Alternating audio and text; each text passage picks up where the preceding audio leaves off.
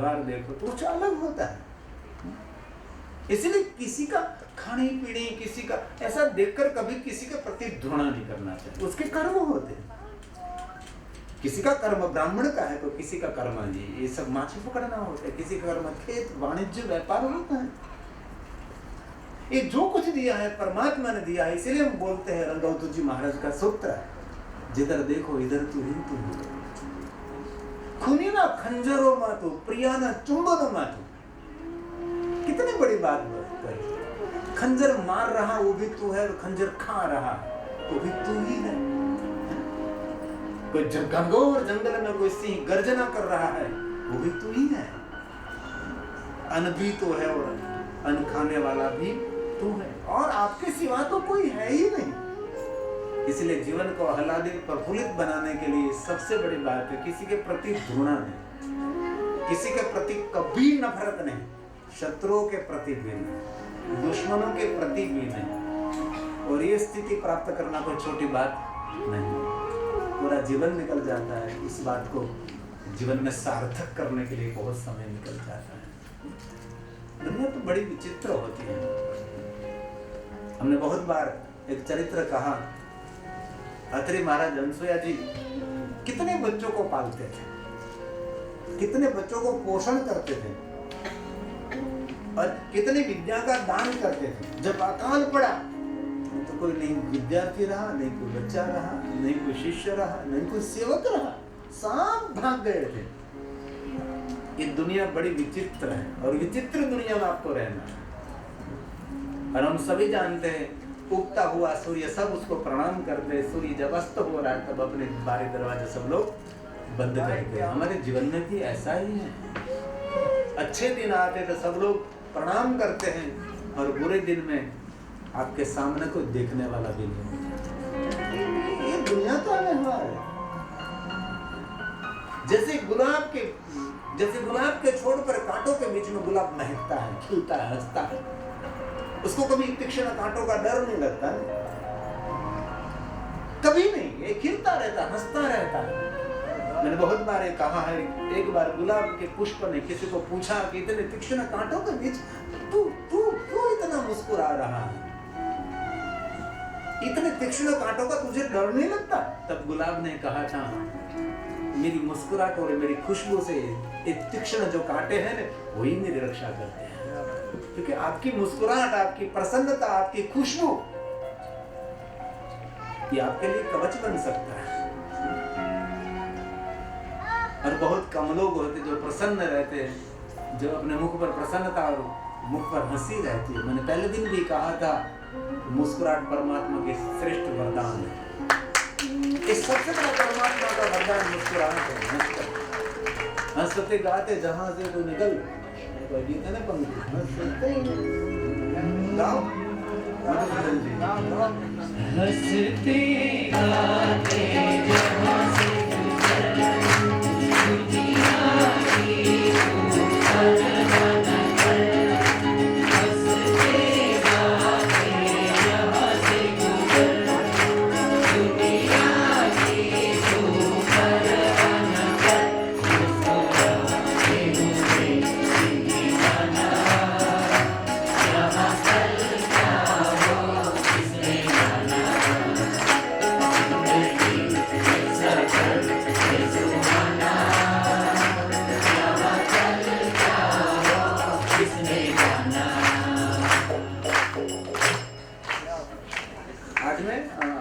बनाते हैं ना, उसके घर में गया था, क्या नाम था?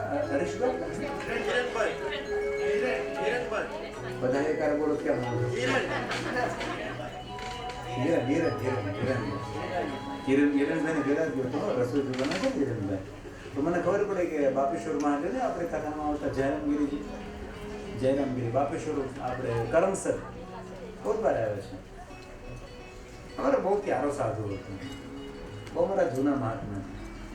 तो हमने घरे जाकर खबर पड़े का तो बापेश्वर महंत से हमारे जयरामगिरी पे चले गए। जयरामगिरी आज से 30 साल से पहले तो मैं उसको जानता था। कभी करमसद जाओ तो बापेश्वर महादेव का बहुत बड़ा प्राचीन शिवालय है, वहाँ वो रहते थे और बड़े प्यारे महात्मा थे। आज मुझे पता लगा। मुझे एक 2 महीने के लिए मैं देखता रहा कि जयराम गिरी जी चले गए। उसने कंकर में भी आश्रम बनाया था, वहाँ भी मैं गया था और मुझे कह रहे बापू ये आपके आश्रम में कभी भी यहाँ रह सकते हैं। गंगा के तट पर उसने बनाया जयराम गिरी जी। करमसद संतराम बाबा की गादी भी है ना, जय महाराज। तब पता लगता है कि खबर नहीं कब कौन आए कौन चला जाए इस धरा को छोड़कर।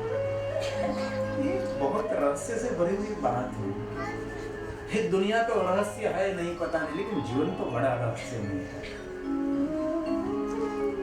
उसको कोई पढ़ नहीं सकता, उसको कोई समझ नहीं सकता। इसीलिए जो पल मिली है इसमें आनंद मनाओ।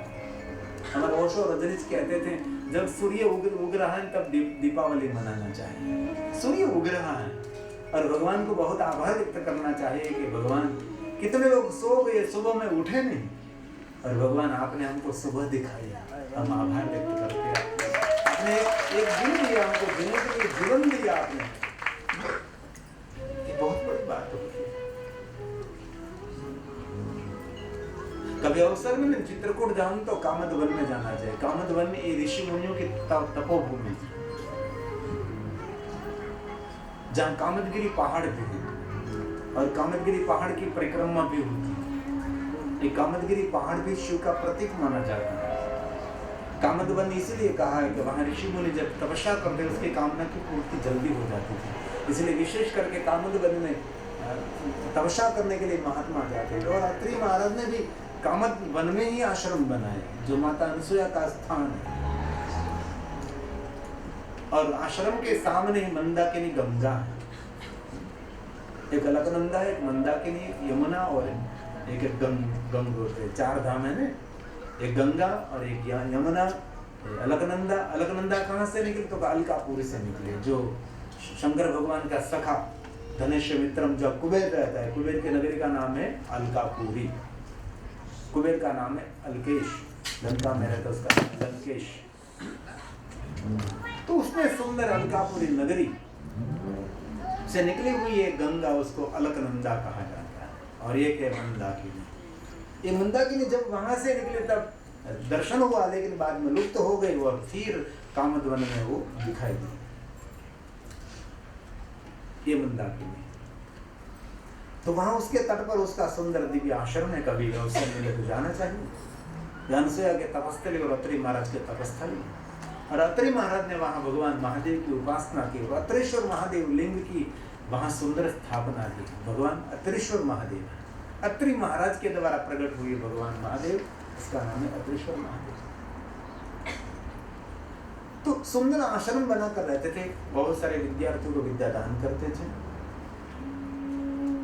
और समय बीतने लगा और ये धरती पर तो अकाल, अतिवृष्टि, अनावृष्टि निरंतर होती रहती। धरती पर निरंतर खेल चलता ही रहता है, एक समान कभी कुछ भी नहीं रहता। कितनी बार सुनामी, अभी जो संशोधन हुआ द्वारका के अंदर, तो संशोधन करते करते पता लगा कि 30 किलोमीटर दूर समंदर में अभी भी मंदिर है।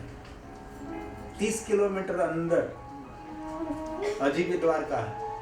जब डूब गई थी, इतना 30 किलोमीटर आगे समंदर आ गया, ये सत्य है।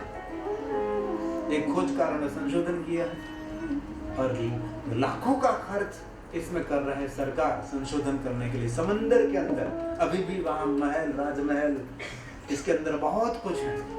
और हमने कथा भी सुनी है कि पूरी नगरी डूब गई और भगवान वहां से सोमनाथ चले गए प्राची, और वहां पीपल वृक्ष और अंतिम पूजा सोमनाथ महादेव की भाई बलराम के साथ। हमने सबने सुना।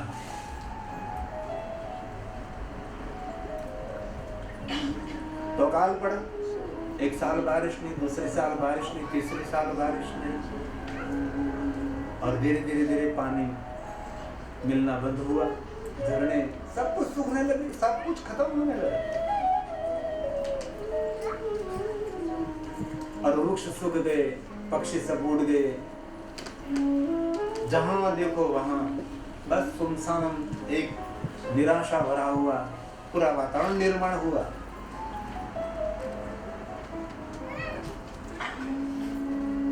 और अनसुया ने कहा, अत्रि महाराज आप ऋषि हैं, ये सब मर रहा है पानी के बिना, सब मृत्यु हो रही है सबकी, सभी वृक्ष सूखने लगे हैं, तो आपको कुछ करना चाहिए। क्या करो? तपस्या करो, इस समाज के लिए आप कुछ, आप ऋषि हैं, आप साधु हैं, समाज के लिए कुछ करना चाहिए आपके लिए। तो इस अनसुया की बात सुनकर अत्रि महाराज ने निर्णय लिया कि अभी मैं तपस्या करता हूँ और मैं बारिश के लिए कुछ साधना उपासना विशेष प्रकार से करता हूँ तो बारिश हो जाए।